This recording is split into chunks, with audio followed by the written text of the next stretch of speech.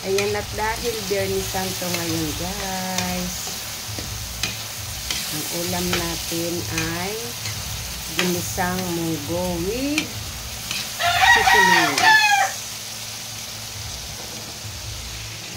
Nagisa ko na siya. At meron siyang puso ng saging, munggo, puso ng saging, at chicken wings. Lagyan natin siya guys ng lemongrass. Ayan.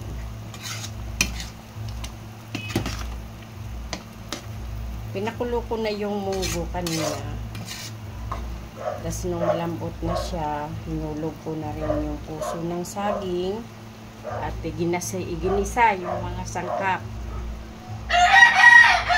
Saka natin titimplahan.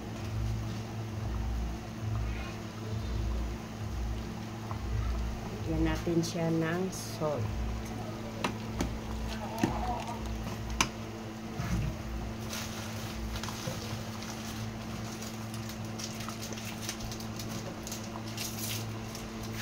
Lagyan natin ng chicken wings.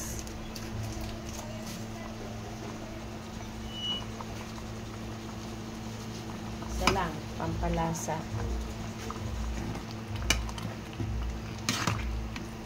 At siguradong napakasarap na yan. Yan ang tanghalian natin ngayon guys. At syempre, papartneran ko siya ng pritong isda. Yan, magprito na tayo maya-maya.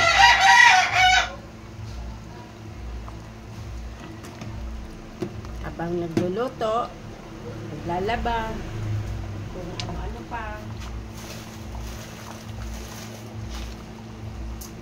So, ayan guys, tama na.